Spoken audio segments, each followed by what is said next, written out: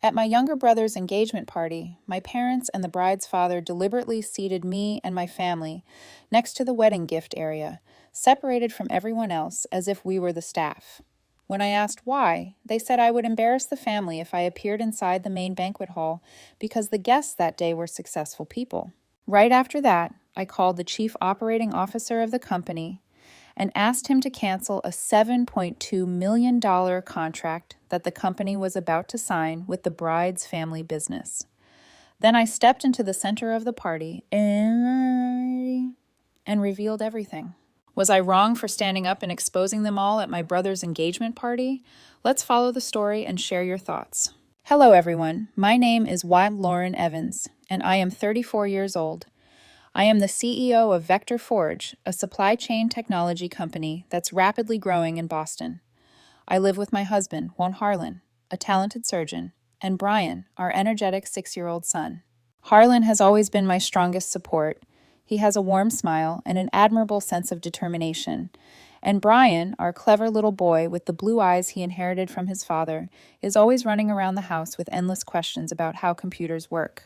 To outsiders, we might seem like the ideal image of a happy family, but there's one thing that not many people know. Deep inside, there's still a wound in me that hasn't healed. Something that quietly lingers every time I see families being reunited.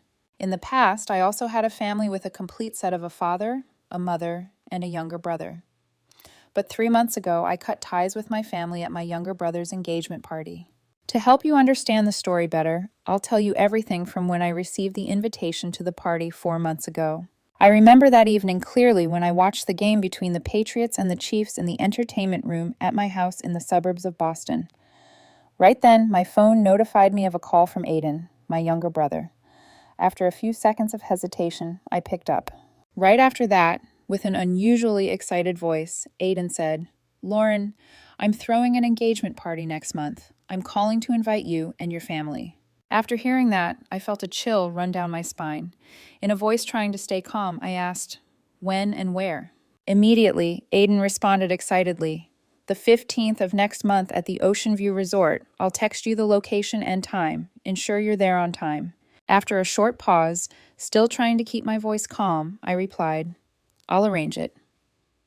After that, I said goodbye to Aiden and hung up because there wasn't anything else to say. When the call ended, I put the phone down. The truth is, I don't want to show up at family parties because I'm always looked down on at those events.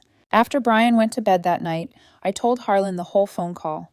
He sat beside me, listened without interrupting, and handed me a glass of wine as I told him everything.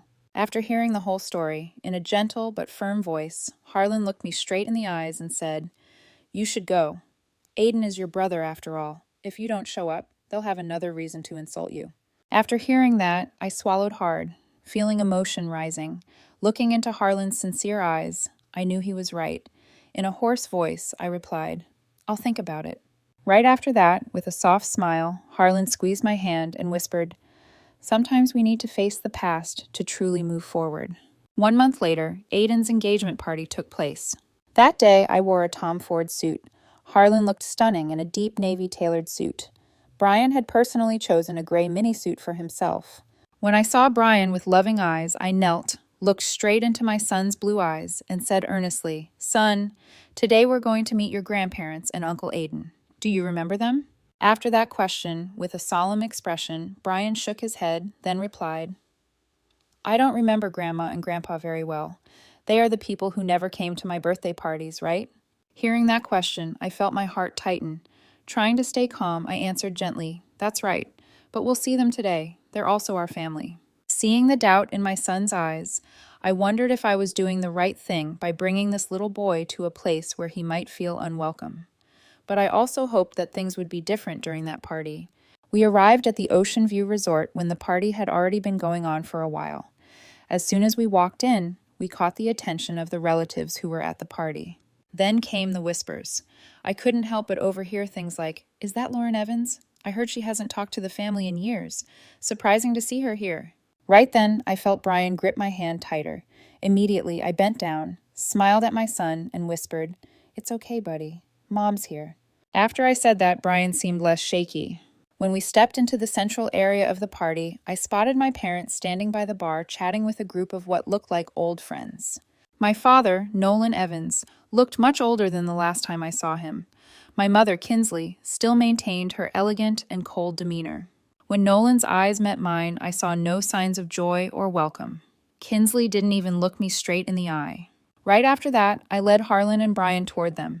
Trying to smile, I said, "Dad, Mom, it's been a while." After my greeting, Nolan just responded briefly, "Lauren." Kinsley looked at Harlan and Brian with a forced smile and said, "Hello, Harlan. Hello, Brian. You've grown up so fast." After she said that, the atmosphere became awkward. Nobody said anything more. Just then, Aiden appeared in a bespoke tuxedo with a bright smile.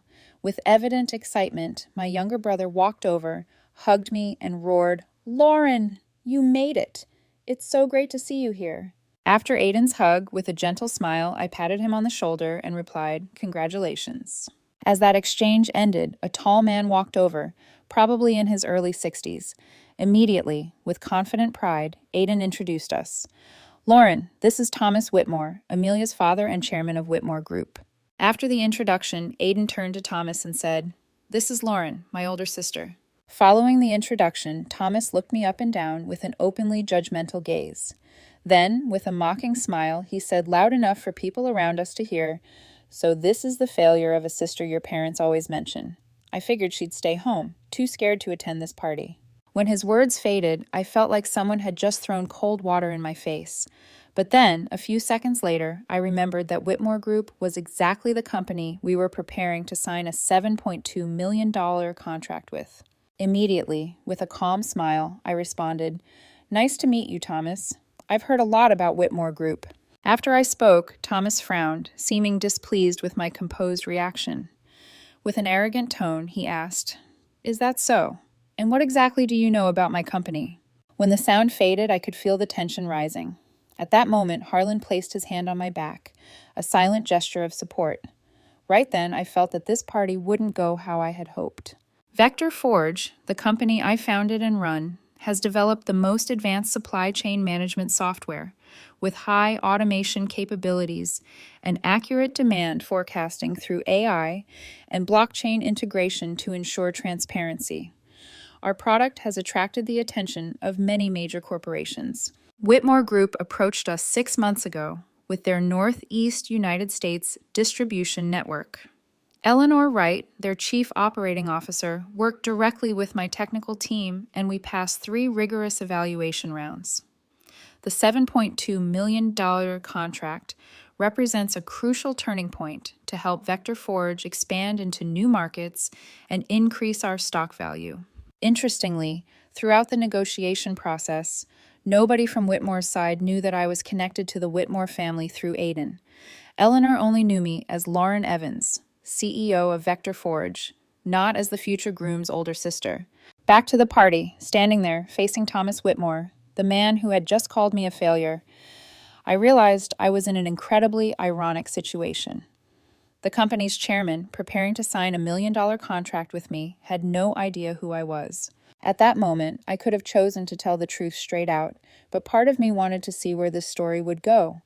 And this was probably an opportunity to understand better how my family saw me when I wasn't around. With a calm smile, I just responded to Thomas vaguely. "I work in supply chain management software technology. Whitmore Group is a big name in the industry." After my answer, with a dismissive attitude, Thomas waved his hand and said, "Everyone knows about Whitmore Group. We're the leading distribution company in the Northeast. We've recently been preparing a major contract with some up-and-coming tech company." As soon as I heard those words, I felt a quiet anger. He had called my company some up-and-coming tech company. Vector Forge, the company I had built from scratch, with over 100 employees and a market value of $50 million.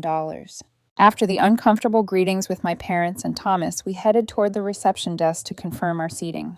A young woman in the Ocean View Resort's black and white uniform intently looked at a computer screen. With a polite smile, I said, "Hello, we're the Evans family. Lauren Evans, Harlan Evans, and Brian Evans." After hearing my introduction, with a focused expression, the girl scrolled through the list and then frowned. After searching for a while, with a somewhat confused voice, she said, I'm sorry, I don't see your name on the main guest list. When her words faded, I felt like someone had just thrown cold water in my face for the second time that evening. Trying to stay calm, I asked again, "Could you please double check? I'm the groom's older sister, Lauren Evans." The young woman scrolled through the list once more. Right after that, with a regretful tone, she said, "Yes, I see your name here, but on the supplementary list." After she said that, I stood there frozen. I couldn't believe what I had just heard. A few seconds later, the staff member continued, with a somewhat awkward voice, "Please follow me this way. Your seating is at the very back on the left side, near the gift display area." When the sound faded, I felt my body stiffen as I learned about my seating location. Not in the central party area where family and close friends sat, but by the gift display area. At that moment, Harlan squeezed my hand tight, a silent gesture of support and a reminder to stay calm. Still not understanding what was happening, Brian looked up at me with innocent eyes and asked, "Mom, why are we sitting so far away?" Right after that question, with a forced smile, I whispered, "It's okay, buddy. Maybe they're just short on space in the main area." After that, we followed the staff member to a remote corner of the banquet room where 3 lonely chairs were placed near the wedding gift display area. There were no floral decorations, no name cards, and most importantly, no one else sitting at our table. We were completely isolated from the party. As soon as I saw that seating arrangement, I felt anger rising. This wasn't an accident or oversight, it was an intentional act. And indeed, this arrangement came from people in my own family. Unable to accept being treated this way, I decided to get to the bottom of the issue. I whispered to Harlan that I'd be right back, then headed toward the reception desk to find a manager. Just as I was about to speak with the manager, I saw my parents and Thomas walking toward us. With a scowling expression, Nolan, my father, walked straight up and stopped me. With a low, angry voice, he said, "What do you think you're doing? Causing trouble on your brother's special day?" After that question, trying to stay calm, I replied, "I just want to ask about our seating. Why are we by the gift area, separated from everyone else?" At that moment, looking straight into my eyes with a cold stare, Nolan said through gritted teeth, "If you go in there, you'll embarrass us." After he said that, I felt like someone had just stabbed a knife into my heart. My father, the man I had admired throughout my childhood, was publicly admitting that he was ashamed of me. Right after that, my mother, Kinsley, stepped forward with an equally harsh expression. With a quiet but sharp voice, she said, "You'd better just sit wherever you're put and stay there. Just pretend you're not even here." Hearing those words, I felt pain spreading from deep in my heart, not because of the harsh words, but because of the truth that my mother wanted me to disappear on this critical family day. And then Thomas, standing beside them with an undisguised mocking smile, chimed in, "Listen here, Evans. This is a party for important people. Influential guests with status, not a place for people like you who are beneath us." After he said that, I felt both shaken and deeply furious.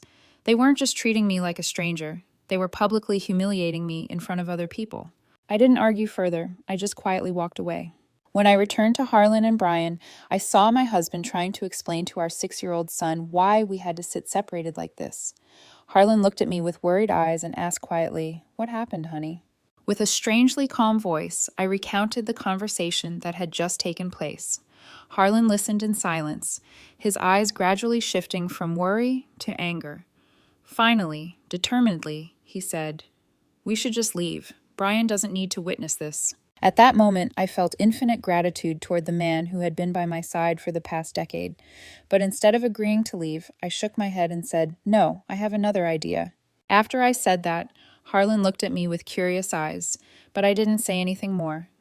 Determined not to let myself and my family be treated like strangers for another minute, I pulled my phone out of my pocket. With trembling fingers, I found the number for Michael Reed, Vector Forge's chief operating officer, the partner who had been with me building the company from day one. Looking at Harlan with determined eyes, I said quietly, "I'm not going to sit here and let them look down on us anymore." After 2 rings, Michael's familiar voice came through. "Lauren, what's going on?" Immediately, with a calm but determined voice, I said, "Prepare the paperwork to cancel the Whitmore contract. I won't work with people who treat me like gift table staff." Over the phone, I could hear Michael's sharp intake of breath from surprise. With a panicked voice, he asked, "Lauren, what happened? We're almost done with everything. This contract is worth $7.2 million. Cutting him off, I explained briefly. I'm at my younger brother's engagement party at the Ocean View Resort. The bride's father is Thomas Whitmore, and I just discovered they deliberately seated me and my family next to the gift area, separated from everyone else as if we were service staff. After I said that, there was a long silence from Michael's end. Finally, surprised, he exclaimed, "Oh my God, Lauren, I had no idea. But could we possibly separate personal matters from business?" After Michael's question, with a firm voice, I replied, "No, Michael, I don't do business with people who look down on others." Thomas Whitmore called our company some up-and-coming tech company. Vector Forge has plenty of other options. Notify Whitmore immediately and prepare the contract cancellation paperwork. I'll contact you later. When I ended the call, I felt an unusual sense of relief, as if a burden had been lifted from my shoulders.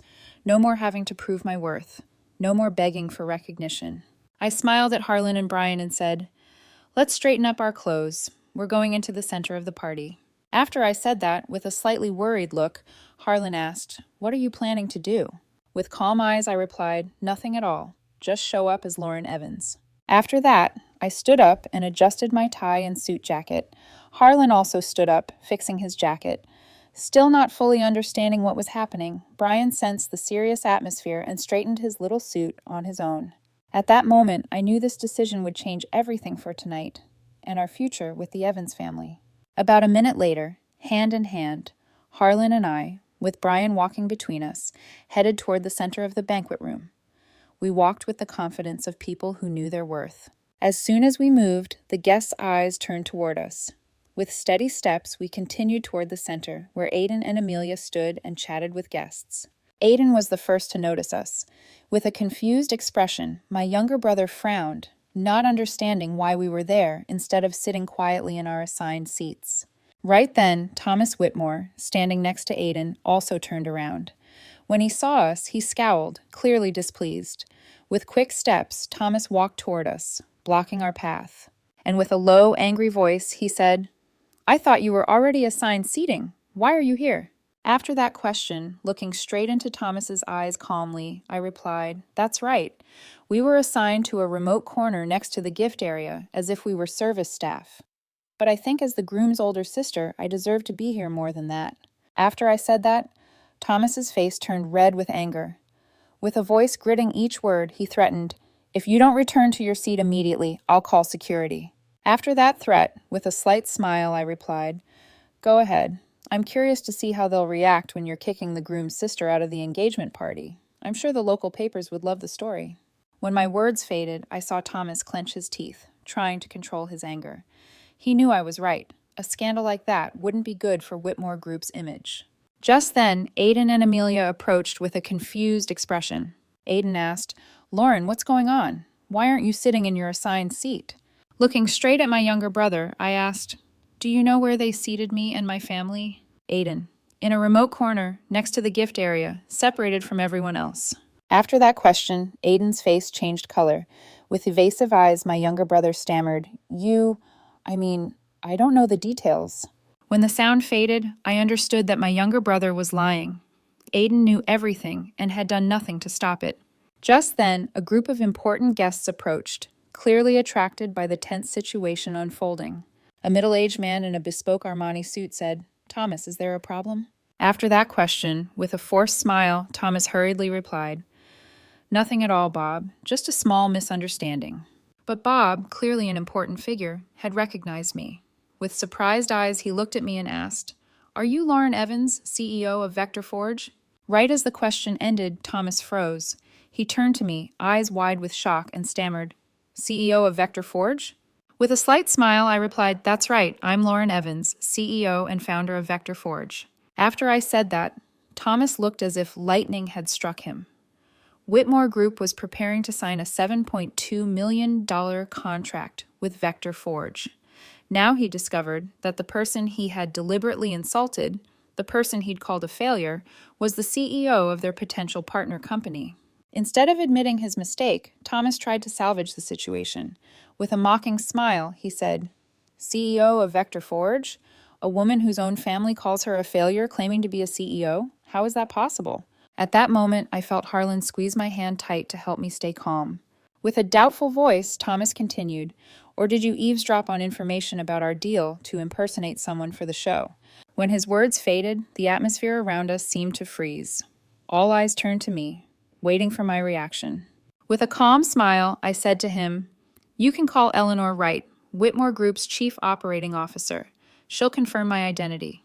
At the same time, I'm also informing you that the $7.2 million contract between you and me is officially canceled." At that moment, Thomas took out his phone and called immediately. After exchanging a few words with Eleanor, his face went pale. Finally, with a trembling voice, Thomas ended the call and turned to me with a completely changed expression. He said, I hope you won't let personal matters affect the cooperation between our two companies. We truly value Vector Forge and your technology." After he said that, I could sense the complete change in Thomas's attitude, from contempt to flattery in the blink of an eye. But instead of enjoying that moment, I only felt a deep sadness, because I didn't want to be respected for my title or business position. I wanted to be respected as a human being, as Aiden's sister, as Lauren. While Thomas tried to salvage the situation, Amelia, the bride-to-be, stepped forward, bewildered. She looked from Thomas to me with questioning eyes, then turned to Aiden. With a trembling voice, Amelia asked, "What's going on here? Why is everyone so tense like this?" After that question, I spoke up. "Amelia, you told me to sit far away. That's fine, but do you know they seated me next to the gift table?" Immediately, Amelia froze, her eyes full of confusion. With an unbelieving voice, she asked again, "The gift table? No. I only said to seat you at a separate table because I thought you wanted private space with your little family."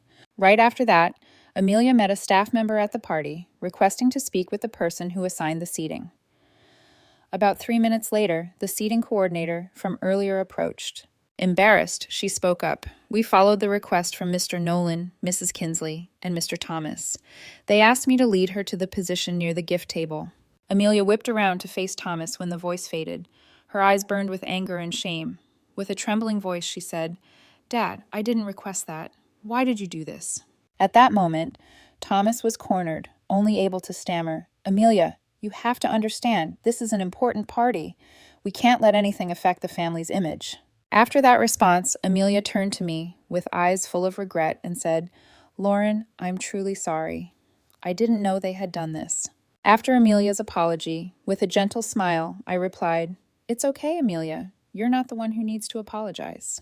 When the sound faded, I saw my parents, Nolan and Kinsley, approaching us, clearly realizing something was wrong. With a frowning face, Nolan said, "What's happening here?" Before I could answer, Amelia had already turned to Nolan and Kinsley with a voice full of indignation. "Uncle Nolan, Aunt Kinsley, why did you do this? Lauren is your daughter, Aiden's sister."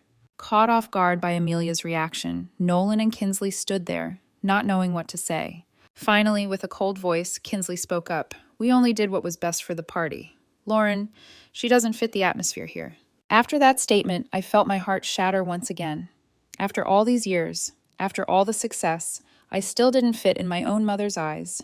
While I was stunned by the truth that had just been exposed, Aiden finally spoke up with a trembling voice and eyes full of guilt. My younger brother said, "Lauren, I'm sorry." Looking straight into Aiden's eyes, I asked gently, "You knew they arranged it like that, didn't you?" Just as the question ended, Aiden hung his head, not daring to look me in the eye. With a voice so small it was barely audible, my younger brother admitted, "Yes, I knew. But I didn't expect them to go that far. I thought they would seat you at a separate table, not next to the gift table." After that statement, I felt a deep pain. Not because of being seated in a terrible position, but because my younger brother had known and done nothing to stop it. With a low but clear voice, I said, "So why didn't you stop them?" At that moment, Aiden stood silent, unable to answer. Finally, regretfully, my younger brother admitted, "I wasn't brave enough. I was afraid Mom and Dad would be disappointed in me." When the voice faded, I understood that this wasn't the first time Aiden had chosen silence. For so many years, my younger brother had witnessed how our parents treated me and never once spoke up to defend me. With calm eyes, I looked straight at Aiden and said, "Silence is also a form of betrayal, Aiden. I don't blame you anymore, but I can't trust you again." After that statement, Aiden seemed to collapse, his shoulders drooping with guilt and shame. Amelia stood beside him, her eyes full of disappointment toward her fiancé. As for Thomas, still trying to salvage the situation, he spoke up. Lauren, about the contract between Whitmore Group and Vector Forge. But I raised my hand, cutting him off, and said, "We'll talk about that later, Thomas, but I think you understand my position clearly." After that statement, with a pale face, Thomas nodded, understanding that the $7.2 million deal was now seriously threatened. Nolan and Kinsley stood there, their eyes full of anger and shame. They had been exposed in front of the people they most wanted to impress. At that moment, I knew I had done the right thing by standing up to protect my family. After everything that had happened, there was no reason for us to stay at the party anymore. Everything had been said. Every truth had been exposed. There was nothing left to hide, nothing left to pretend. I gently turned to Harlan and said, "Let's go home." With an understanding smile, Harlan nodded and took Brian's hand. All three of us began to walk away, not looking back, not a word of goodbye. As we passed by Thomas, he hurriedly blocked our path. "Lauren, about the contract." With calm eyes, I said briefly, "I'll contact Eleanor tomorrow." After that statement, Thomas nodded, understanding there was nothing he could say to salvage the situation. As we walked past Nolan and Kinsley, they stood there, eyes full of anger, but not daring to speak up. They knew that any more words would only make the situation worse. Right after that, Aiden stepped forward with a face full of regret. He asked me, "Lauren, you won't come to my wedding?" Looking straight into my younger brother's eyes, I replied, "I don't know, Aiden, but don't hope for too much." With that statement, we continued walking, leaving the luxurious banquet hall behind, along with the curious stares and whispered conversations. On the way to the parking lot, Harlan squeezed my hand tightly and said softly, "I'm proud of you, Lauren. We did the right thing." At that moment, looking into my husband's loving eyes, I nodded and replied, "No one can price our self-respect except ourselves." After that, we continued walking silently, each of us lost in our own thoughts. The next morning, I woke up earlier than usual. The clock showed only 6:20 a.m., but I was completely awake. Gently getting out of bed, trying not to wake Harlan, I went downstairs to the kitchen and made a cup of coffee. Sitting by the window, looking out at the backyard covered in morning dew, I felt an unusual sense of peace. Around 6:30, my phone rang with a call from Eleanor, the COO of Whitmore Group. With an urgent voice, Eleanor said immediately, "Lauren, Thomas Whitmore has called me 5 times since early morning. He's panicking about the contract. He said something happened at the engagement party last night." After that statement, with a calm voice, I recounted last night's events to Eleanor. When I finished the story, there was a long silence from Eleanor's end. Finally, with a low voice, she said, "I don't know what to say, Lauren. I'm truly sorry for what happened." Immediately, I replied, "It's not your fault, Eleanor, but my decision remains the same. Vector Forge will not collaborate with Whitmore Group." After a brief moment of silence, Eleanor sighed softly. When the call ended, I put the phone down and continued enjoying my coffee. 2 weeks after the incident at the Ocean View Resort, I received a text from Aiden. "Can I meet with you to talk?" After some consideration, I agreed to meet my younger brother at a small coffee shop in downtown Boston. When I arrived, Aiden was already sitting there with 2 cups of coffee. When he saw me, my younger brother stood up, his face unable to hide the worry and nervousness. After sitting down across from him, I asked directly, "What do you want to talk about?" After my question, Aiden looked down at his coffee cup, seemingly searching for the right words. Finally, trembling, he looked up and asked, "How did you endure being looked down upon by Mom and Dad for all these years?" That question stunned me. Of all the things I thought Aiden would say, this wasn't what I expected. Taking a sip of coffee, I thought about my answer. Finally, calmly, I replied, "I won't endure it anymore, Aiden. I let go a long time ago." When I had just finished speaking, with a low voice, Aiden admitted, "I'm in a similar situation now, Lauren. After the incident at the Ocean View, Mom and Dad have changed. They started demanding more, controlling more, from the wedding to my work, even where we'll live." Hearing those words, I couldn't help but feel sympathy for my younger brother. Aiden, the perfect child, the golden child of the Evans family, was finally experiencing what I had endured for so many years. I looked straight at him with sincere eyes and said, "You chose your path, Aiden. You chose silence when they mistreated me. Now you have to find your way to face them." After that statement, Aiden hung his head, his eyes full of regret. With a voice so small it was barely audible, he admitted, "I know, and I'm sorry, Lauren. I'm truly sorry for not standing up to defend you." Looking at my younger brother with calm eyes, I said, "I don't blame you anymore." A few seconds after that response, with a trembling voice, he asked, "So, You'll come to my wedding, right? Thinking for a moment, I sighed and replied, I don't know, Aiden. Right after that, Aiden took an envelope from his pocket, placed it on the table, and said, This is a new invitation. Amelia and I have decided to have a smaller wedding, only with truly important people. No Thomas, no people from Whitmore Group, and no mom and dad either, Aiden continued. After that statement, I looked at my younger brother with surprised eyes. Without letting me ask, he immediately explained, Amelia and I have thought a lot. We don't want to start our new life with people who don't respect our love and choices. I hope you'll come, Lauren. After that statement, I felt a strange emotion rising. I could see that Aiden was changing, not because of pressure or wanting to please someone, but because he finally understood the value of freedom and self-respect. Holding the invitation, I told Aiden, I'll think about this. About 30 minutes later, when we parted ways outside the coffee shop, for the first time in many years, I felt a bit of hope for my relationship with my younger brother. At that moment, I felt that this could be the beginning of a new chapter in our sibling bond, a chapter based on mutual respect and understanding instead of unrealistic expectations and pressure. 1 month after the incident at the engagement party, Harlan, Brian, and I were preparing to attend Aiden's wedding. Again. On the drive to the Ocean View Resort, I kept worrying that this was all just an act by Aiden and my parents, a way to lure me back and then continue mistreating me. But when we arrived, Aiden had kept his word. My younger brother greeted us at the entrance with a bright smile and a sincere hug. Our family's seating that day was proper, in the center of the banquet hall, with a table marked Sister Lauren Evans' family, in elegant writing on a placard placed on the table. When I saw our seating, I felt an indescribable emotion rising. It wasn't just a seat, it was recognition, an apology, and the first step in a healing journey. Just as Aiden had promised, there was no Thomas, no Nolan, and no Kinsley. The ceremony was warm and sincere, with only people who truly mattered to the couple. That day we had more memorable photos, Aiden and I laughing together, Harlan and Amelia chatting intimately, and Brian playing with other children. Moments that I thought could never happen. When the waltz music played for the newlyweds' first dance, I stood in a corner, watching Aiden and Amelia dance with clear happiness. I also felt happy, because my younger brother and sister-in-law had decided their own lives and had chosen love and respect instead of expectations and pressure from others. At that moment, I understood that the path to healing might be long and complex, but it wasn't impossible. Sometimes a small step, like a name placard on a banquet table, could be the beginning of significant changes. My story ends here. Before finishing, I want to ask you, the audience who has been listening until these final moments, was I wrong when I decided to stand up and speak out at my younger brother's engagement party to protect my self-respect, my husband, and my son?